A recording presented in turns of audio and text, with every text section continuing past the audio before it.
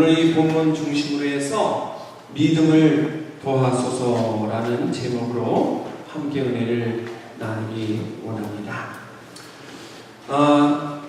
수년 전에 잘 알고 지내는 후배 하나가 저에게 찾아왔습니다.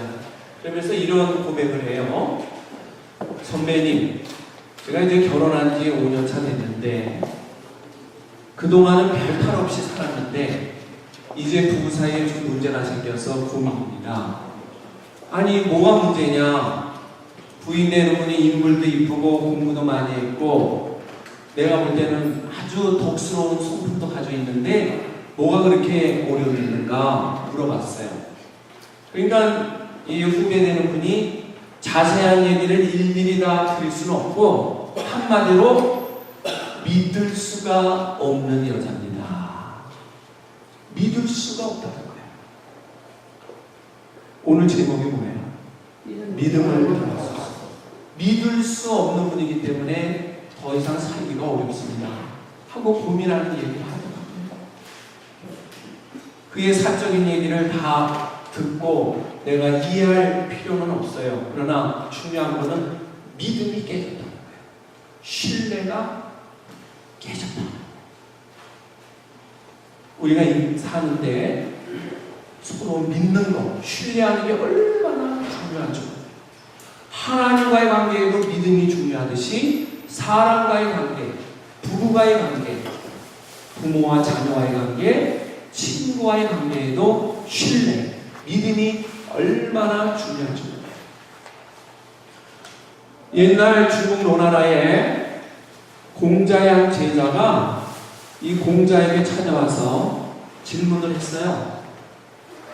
선생님, 나라가 튼튼해지려면 어떻게 해야 나라가 튼튼해집니까? 라고 질문을 했더니 공자왈, 첫 번째는 식량, 즉 경제가 넉넉해야 나라가 튼튼하며, 두 번째는 군비, 즉 국방이 튼튼해야 나라가 건강해지고, 세 번째는 공신력, 즉 서로 신뢰하는 믿음이 강해야 나라가 튼튼해지노라.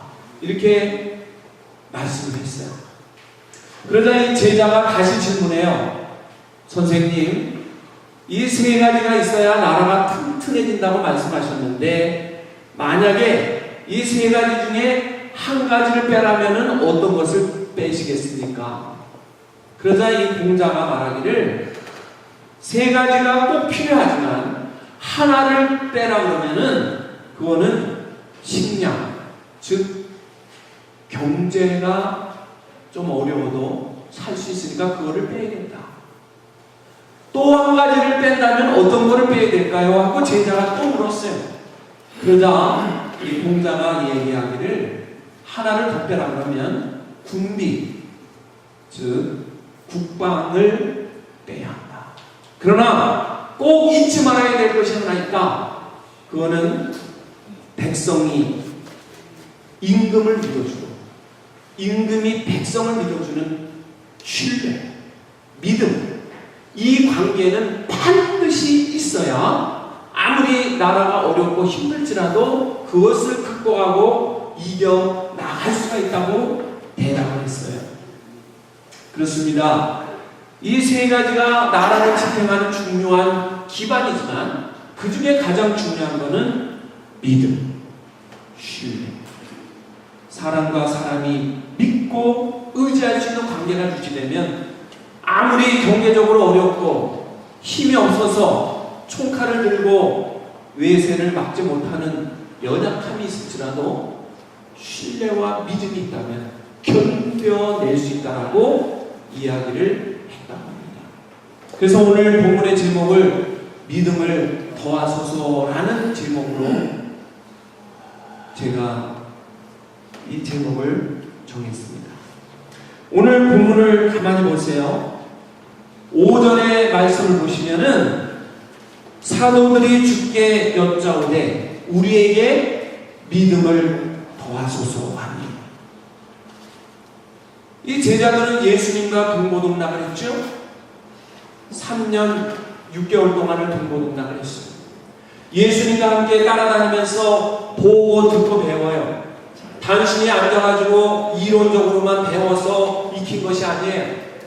예수님의 제자들, 예수님을 따르는 사도들은 예수님과 함께 먹고 자고 생활을 함께 하면서 예수님의 삶을 배워가고 예수님의 가르침을 이론으로 배우는 것이 아니라 삶 속에서 배우는 거예요. 이게 진짜 삶이에요. 이게 진짜 교육이에요. 자녀들에게 우리가 교육을 할 때 명심보감에 이르되 거짓말 하지 말라 그랬으니까 너 거짓말 하지 마라. 응? 또 성경 말씀에 이르되 네 부모를 공경하라 했으니까 너 부모님을 잘 모셔야 돼. 말로 이론으로 자녀들에게 훈육을 한다 그러면 그 교육은 50점밖에 안 돼요. 자녀들이 부모님과 함께 먹고 자고 생활을 같이 할 때 우리 부모님이 거짓말을 안 하고 살아.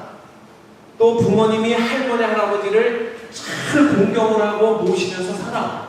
이거를 보는 순간에 그 자식은 100마디의 말과 이론보다 행함으로 만들어내는 그 삶교육을 어떻게 돼요?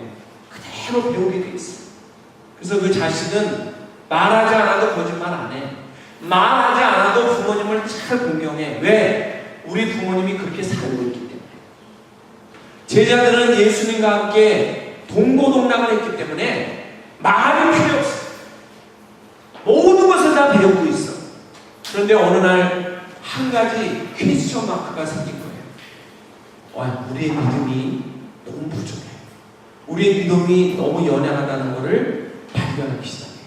그러면서 예수님에게 질문해요. 우리에게 믿음을 도와주소서. 어떻게 하면 큰 믿음, 견고한 믿음, 부자 믿음을 갖고 살 수 있습니까?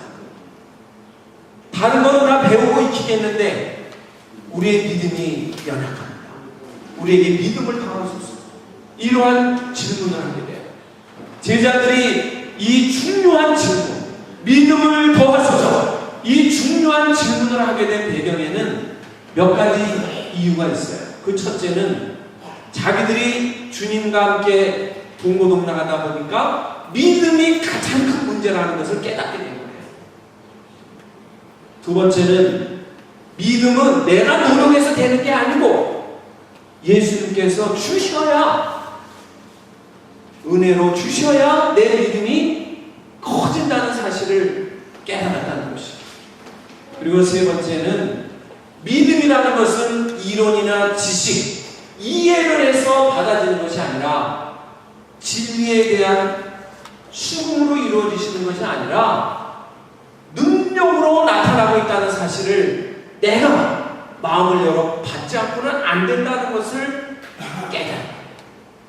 그래서 이 제자들 마음에 고민거리가 계속 생기고 의문점이 계속 생기는 중에 예수님에게 중요한 질문을 했던 거예요. 제자들이 스승인 공자에게 질문하듯이 예수님의 제자들이 스승이신 예수님에게 믿음을 더하소서. 어떻게 하면 우리의 믿음이 더 견고하고 더 부한 자가 될까요? 이러한 질문을 하게 됩니다. 그들이 깨달은 믿음이란 뭘까요? 추상적 진리에 대한 이해가 아니고 능력으로 임하고 능력이 나타나는 것이 믿음의 열매라고 하는 것을 저들이 발견하기 시작한 것이죠. 그래서 제자들은 예수님의 능력을 믿음으로, 그 능력을 통해서 믿음이 들어오고 그 능력을 붙잡고 나아갈 때 비로소 하나님이 주시는 힘으로 살아간다는 사실을 깨달았어요. 빌립보서 4장 13절에 보면 유명한 성경 구절이 기록되어 있어요. 내게 능력 주시는 자 안에서 내가 모든 것을 할 수 있습니다. 나는 한계가 있어요. 내가 무엇을 하려고 할 때 한계가 있기 때문에 그 이상 못해. 그러나 내게 무한한 능력을 주시는 자 안에서 그 능력을 구하고 사모하고 나아갈 때 내가 모든 것을 할 수 있어. 나는 못해. 그러나 내게 능력 주시는 자 그분이 함께하면 모든 것을 할 수 있다라고 성경은 말하고 있어요. 그 능력이 어디서부터 오는가? 바로 우리 예수 그리스도로부터 온다는 사실을 깨닫기 시작하는 것이죠. 그래서 믿음을 더하여 주시옵소서. 우리 모든 어르신들 아마도 신앙생활을 하시는 분도 있고 하시지 않는 분도 있을 거예요. 근데 제가 분명히 한 가지 권합니다. 우리가 이 땅에 한 번 살아요. 한 번 사는 거기 때문에 일생이라는 거예요. 일생. 두 번 산다 그러면 그건 일생이 아니지. 한 번밖에 안 사는 거예요. 일생이에요. 한 번 사는 우리 일생. 그리고 오늘이 지나고 내일이 오면 오늘은 다시 오지 않아. 오늘 지나버리면 끝이야. 또 다 새로운 세계를 우리는 맞이하게 돼 있어요. 한 번밖에 없는 생을 사는 우리가 매 순간 결단을 해야 되는데 그 중에 중요한 결단을 한 가지 할 필요가 있어요. 한 번 하나님을 믿어보시라. 한 번 예수님을 믿어보시라. 아니 내가 그분이 살아있는지 안 살아있는지 알지도 못하면서 내가 어떻게 믿어? 아니 내가 무슨 천국이 있는지 알지도 못하는데 내가 그걸 왜 믿어? 이렇게 반문할 수 있어요. 근데 분명히 말씀드려요. 일단 한번 믿으십시오. 손해볼 거 없어요. 일단 한번 믿으세요. 믿으시고 나갔어요. 나중에 만약에 천국이 없다 그러면 뭐예요? 본전이야. 천국이 없다 그러면. 그러나 천국이 있다 그러면 횡재하는 거예요.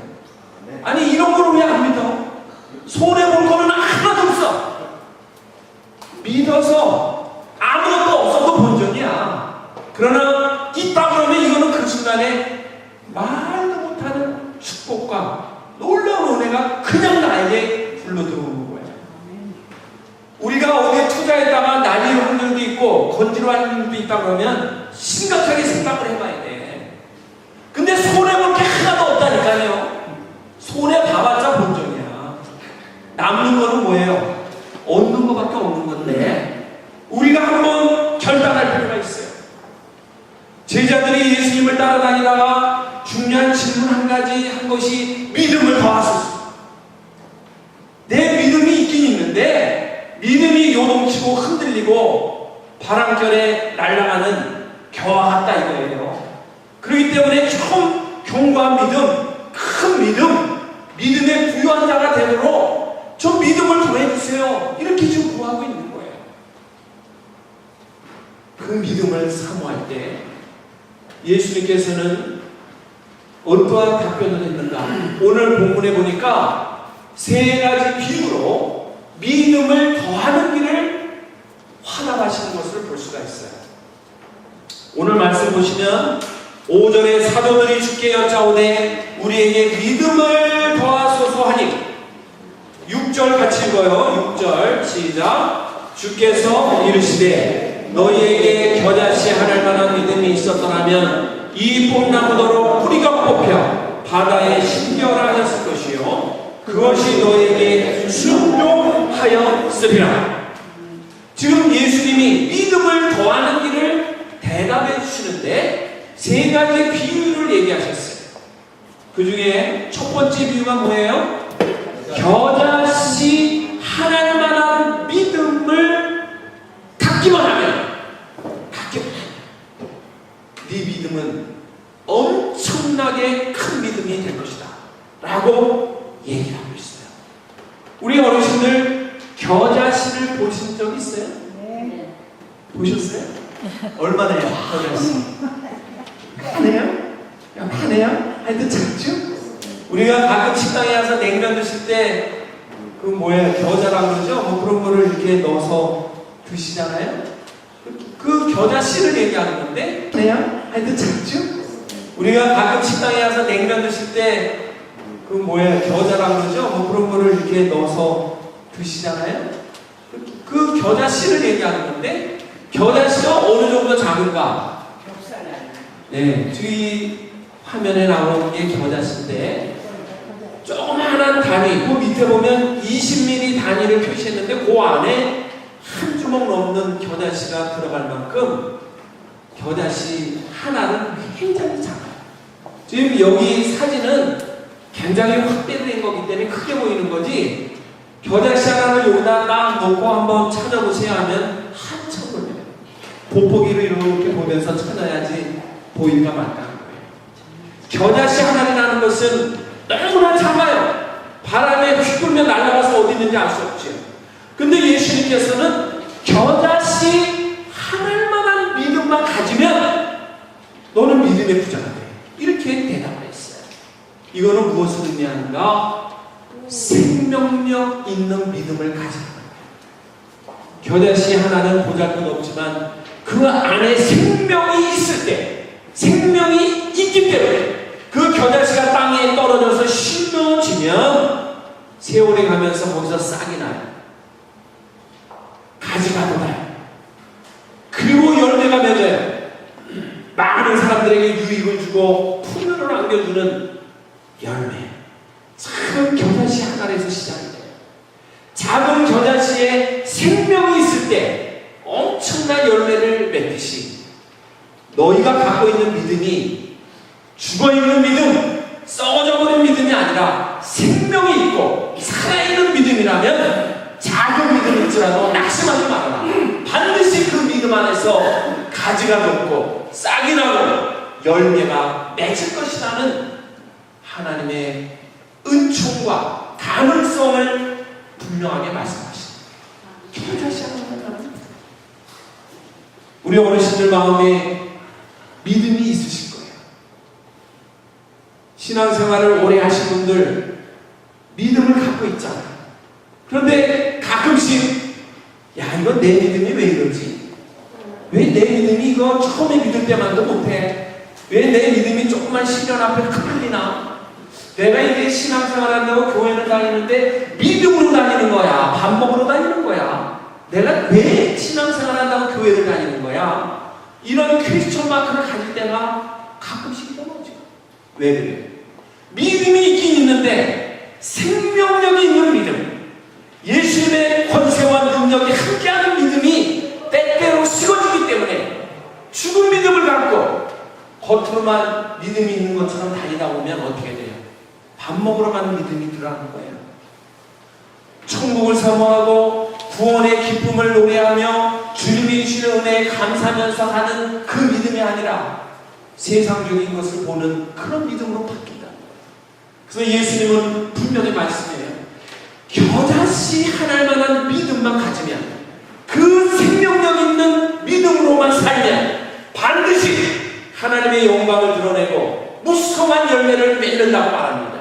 이러한 생명력 있는 믿음을 사모하시기를 축원합니다. 생명 있는 믿음을 가지라. 그리고 두 번째 이야기를 합니다. 이런 믿음을 가지면 뽕나무를 저 바닷가에 갖다가 던지라고 명령을 하면 뽕나무가 뿌리채 나와가지고 저 바닷가에 옮겨줄 수 있는 역사가 일어난다. 내 얘기에 뽕나무가 순종하는 역사가 일어날 거라고 얘기해요. 어떤 믿음 앞에? 겨자씨 하나만한 믿음, 이러한 생명력 있는 믿음 앞에 뽕나무가 순종하는 역사가, 기적이 일어난다라고 비유로 말씀하고 있습니다. 둘째 비유가 뭐예요? 뽕나무를 비유해요. 왜 예수님이 이 뽕나무를 비유했을까요? 뽕나무 하면 떠오르는 사람이 누구죠? 삭개오. 예, 삭개오가 떠올라요. 삭개오가 키가 작았죠. 그런데 어느 날 자기가 사는 여리고에 예수님이 지나간다는 말을 듣고 예수님을 만나보고 싶었지만 많은 사람들이 몰려들 때 키가 작아서 예수님을 볼 수가 없어요. 그래서 뽕나무에 올라가서 예수님을 바라보던 중에 예수님이 삭개오야 내려오너라. 오늘 내가 내 집에 유하리라. 예수님을 만난 삭개오는 변화가 됐고 그동안의 잘못을 뉘우치고 회개하며 참 진정한 믿음의 사람으로 거듭났다는 기록을 알아요. 뽕나무에 올라갔다고 했어요. 이스라엘 지역에 가면 뽕나무가 많이 있는데 이 뽕나무는 왜 많이 있느냐? 이뻐서 많이 있는 게 아니고 뿌리가 너무 깊게 내려가기 때문에 사람의 힘으로 뽑을 수가 없어. 뽕나무는 아무리 태풍이 불어도 다른 나무는 뿌리채 나무 무너지고 집은 무너져도 뽕나무는 버티고 있어요. 왜 그럴까요? 뿌리가 깊어가지고 너무 견고해. 그러니까 요동하지 않기 때문에 이 뽕나무를 움직일 수가 없어. 이스라엘에서 무성하게 자라는 이 뽕나무의 모습을 한번 보세요. 이 뽕나무는 마치 울창한 숲을 이루는 것 같은 나무, 뿌리를 깊게 내린 나무. 그래서 도저히 인간의 힘으로는 움직이게 할 수 없는 나무. 이게 뽕나무예요. 이 뽕나무가 겨자씨 할 만한 믿음을 가지고 명령을 하면 어떻게 된다고 그랬어요? 오늘 말씀의 6절에 보면 이 뽕나무더러 뿌리가 뽑혀 바다에 심겨라 하였을 것이요 그것이 너희에게 순종하였습니다.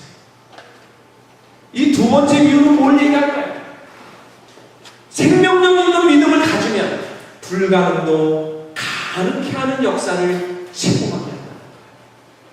어느 분은 생사를 오가는 부치병에 고통받고 있다가 하나님의 능력이 임할 때 치유받는 역사를 체험했다는 고백을 하는 분도 있어요.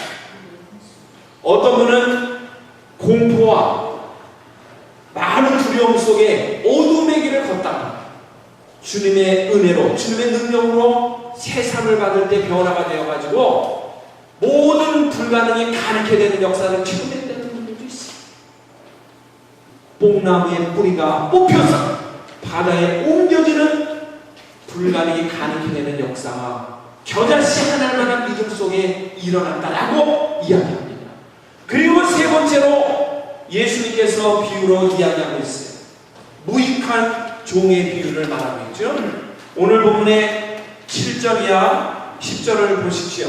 오늘 나눠드린 우리 순서에 보시면 자 7절 이하 10절까지 한번 같이 읽어요. 시작. 너희 중 누구에게 밭을 갈거나 양을 치거나 하는 종이 있어 밭에서 돌아오면 그더러 와 앉아서 먹으라 말할 자가 있느냐? 도리어 그더러 내 먹을 것을 준비하고 띠를 띠고 내가 먹고 마시는 동안에 수종 들고 너는 그 후에 먹고 마시라 하지 않겠느냐? 명한 대로 하였다고 종에게 감사하겠느냐? 이와 같이 너희도 명령받은 것을 다 행한 후에 이르기를 우리는 무익한 종이라 우리가 하여야 할 일을 할 것뿐이라 할지니라. 아멘. 이 내용이 뭘까요? 종이 주인이 하라는 일을 해 뜰 때부터 해질 때까지 열심히 했어요. 몸이 피곤해요. 땀이 비 오듯 내려요. 너무 힘들어요.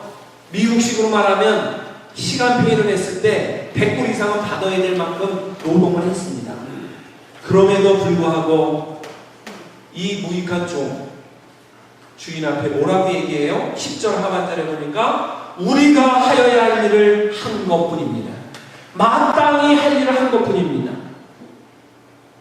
우리가 하나님 앞에 하나님의 일을 감당할 때 10시간을 감당하는 분도 있고 3시간을 감당하는 분도 있고 많은 물질을 드리며 헌신하는 분도 있고 다양한 은사로 봉사하는 분도 있어요. 주변에 많은 분들이 아유 수고 많았습니다. 정말 어떻게 그렇게 놀라운 힘으로 모든 일을 감당하세요. 격려하고 많은 분들이 칭찬해줘요. 진정한 믿음을 갖고 원한다면 그때 어떻게 말해야 될까요? 무슨 말씀을요? 마땅히 할 일을 했을 뿐입니다. 하나님 앞에 겸손한 자, 하나님 앞에 청지기의 사명을 갖고 하나님이 주신 건강, 하나님이 주신 물질, 하나님이 주신 달란트로 마땅히 하나님의 영광을 위해서 했다고 하는 겸손과 진실을 경배한 자, 이러한 자 마음속에 하나님께서 큰 믿음을 주시는 줄로 믿습니다. 마땅히 할 일을 했습니다. 여기 그림을 보시면 주인을 위해서 농사를 짓는 종들의 모습이 묘사되고 있어요. 얼마나 고생합니까? 농경사회 때 종들은 정말 힘들어요. 일하는 게. 밥 갈고 씨를 심고 그거를 가꿔야 되고 거름을 줘야 되고 그 무더위 속에서도 열심히 잡초를 뽑아내야 돼. 얼마나 힘들지 몰라요. 하수원에서 일하는 종들의 이 수고의 모습, 미국의 건국 뒤 초창기에 많은 사람들의 삶의 모습이에요. 또한 지금도 노예 제도가 있는 저 아프리카의 한 부족의 이 종들의 모습이에요. 이 종들은 수고하고 일하고도 하루 세 끼 주시면은 그걸로 감사하고 마땅히 할 일을 했을 뿐입니다. 더 이상의 요구가 없어요. 더 이상의 대가를 바라지 않아요. 종의 도리는 뭐예요? 주인을 위해서 사는 거예요. 주인이 기쁘면 되는 거예요. 주인의 이름이 영화롭게 드러나면 종의 사명은 다 한 거예요. 내가 힘들어서 병들고 죽을지라도 내가 수고한 것 때문에 주인이 더 부자가 되고 주인이 더 명예롭게 되고 주인이 더 영광을 받으면 그걸로 종은 뭐예요? 만족한 거예요. 더 이상 아무것도 바랄 것이 없는 것이 종의 사명인 거예요. 하나님께서 우리를 청지기로서 세우시고 청지기의 사명을 주신 것은 뭐예요? 우리에게 능력을 주셔서 돈 많이 벌게 하고 재능을 주셔서 다양한 은사로 악기도 하고 노래도 하고 운동도 하고 여러 가지 모양으로 이 땅에서 이름을 알리고 유명해지고 그런가 하면은 힘이 있어서 벅적벅적 들고 이 모든 것이 하나님이 주신 거예요. 창조주 되시는 하나님께서 우리에게 은혜로 베풀어 주신 거예요. 하나님 앞에서 우리는 마땅히 할 일을 감당하며 하나님의 영광을 위해서 헌신하며 겸손과 진실로 살아가는 그 모습 속에 하나님께서는 더 큰 믿음의 부자가 되는 은혜를 부어주실 줄로 믿습니다. 저는 감히 최경주 선수를 가끔씩 자랑해요. 앞으로 그분이 어떻게 될지 저는 몰라. 그러나 현재 최경주 선수가 살아온 모습을 보면 부부가 얼마나 믿음으로 사는지 몰라요. 이번에도 골프대회에서 챔피언이 돼가지고 상금을 171만 불을 받았습니다.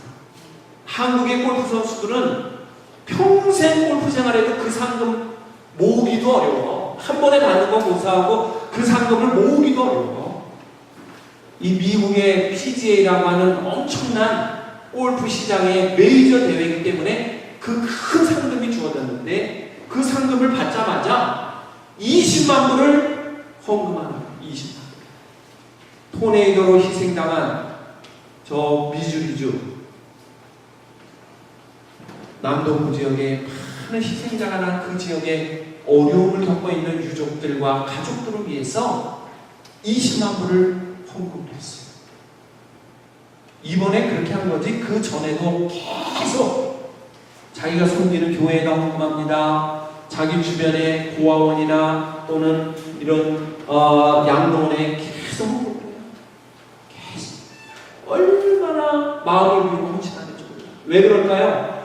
자기에게 하나님이 건강 주시고 자기에게 골프를 잘 치는 은혜를 주셨기 때문에 이거는 마땅히 하나님께 감사해야 되고 하나님께 영광 돌려야 되는 게 마땅. 내가 잘하고 내가 똑똑해서 한 게 아니고 하나님께서 그러한 재능을 주시고 건강 주셨기 때문에 감당하는 것임을 고백하고 있기 때문에 하나님께 그분은 영광을 돌립니다. 얼마나 자랑스럽죠. 오늘 말씀을 한번 정리하기 원해요. 제자들이 예수님에게 와서 믿음을 더하소서 하는 질문을 합니다. 그들은 주님과 다니면서 나의 믿음에 문제가 있다는 것을 문제 제기를 합니다. 그런가 하면 나의 정체성, 예수님은 계속 만나서 따라다니는데 근데 내가 왜 이러지? 교회는 주일마다 가방 들고 왔다 갔다 하는데 돌아와서 주일마다 가방 들고 왔다 갔다 하는데 돌아와서 하나님 보면 아니 내 믿음은 왜 이래? 내가 정말 크리스찬인가? 내가 정말 주님을 믿고 오늘 하나님이 부르면 내가 진짜 천국에 갈 수 있는가? 나의 정체성에 대해서 의심을 갖게 되는 거예요. 그 순간에 이거를 한번 질문하자. 이런 분들이 모아졌을 때 구하는 거예요. 그래서 저들이 예수님에게 질문하고 있는 내용 믿음을 더하소서, 이거는 단순한 질문이 아니라 기도하는 거예요. 간구하는 거예요. 나의 연약함과 부족함을 응답해달라고 구하는 태도예요. 그때 우리 예수님이 어떻게 화답을 해요? 세 가지의 비유 중에 겨자씨 비유, 두 번째 뽕나무의 비유, 그리고 세 번째는 무익한 종의 비유를 통해서 그 구하는 거에 화답을 해요. 이 세 가지 비유를 통해서 이제 견고한 믿음이 다시 한번 다져지고 심어지게 되는 것을 체험하게 돼요. 예수님께서는 거기에 화답을 하시는 거죠. 이때 그들에게 온전한 믿음이 다시 세워지고 싹이 트기 시작하는 것을 볼 수가 있습니다. 우리는 오늘 믿음을 더하소서라는 이 질문 앞에 오늘 본문을 통해서 결론을 몇 가지를 분명히 짚고 넘어가기만 합니다. 진정한 믿음으로 사시는 분도 있지만 왠지 나의 믿음이 연약하다고 느끼는 분, 또 주님을 알지 못하는 분도 계실 거예요. 한 번쯤 우리가 믿음을 깊이 묵상해 봅시다. 오늘 본문을 통해서 우리는 세 가지 결론을 얻어요. 그 첫째는 무엇입니까? 생명력이 있는 믿음을 갖게 해달라고 기도하십시오. 껍데기 신앙으로 겉모양으로만 왔다 갔다 하는 교인이 아니라 내 속사람이 거듭나고 내 안에 주님의 역사가 일어나고 거듭난 생명으로 지금 주님이 나를 부르면 나는 천국에 간다는 확신을 갖고 지금 내가 주님의 마음으로 누군가를 섬긴다는 큰 마음, 그 믿음, 생명력 있는 믿음을 갖게 해달라. 겨자씨 큰할 만한 믿음이라도 생명 있는 믿음을 갖게 해달라. 그 생명력 있는, 생동감 있는 믿음을 갖게 해달라고 기도하십시오. 그 순간에 하나님은 우리에게 불가능도 어린아이들은 기도하면 믿는데 어른들은 기도하고 안 믿어. 우리가 잘 아는 예화 중에 가뭄이 너무 오래 와가지고 비가 오게 해달라고 기도를 했대잖아. 온 가족이 모여서 하나님, 우리가 농사를 짓는데 가뭄이 너무 오래돼가지고 농사 다 망하게 됐습니다. 빨리 비가 내리게 해주세요. 오늘 밤부터 비가 내리게 해주세요. 아니면 오늘 낮부터 비가 내리게 해주세요. 아침에 일어나서 기도하고 나가는데 애들은 다 우산 갖고 나가는데 어른들은 다 그냥 나가더라는 거죠.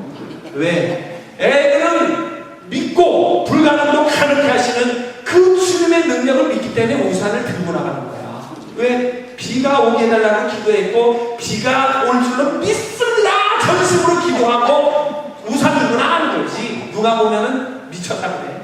그러나 자기들은 확신 있으니까 우산 들고 나가. 근데 어른들은 기도해놓고도 비가 오겠어 이렇게 날씨로 결정하는데 그냥 가.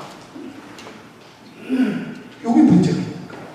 어린아이 같은 마음으로, 순전한 마음으로 전폭적으로 모든 걸 믿고 나가면 기적이 일어날 줄 믿습니다. 왜 우리의 기도에 기적이 안 일어나는지 알아요?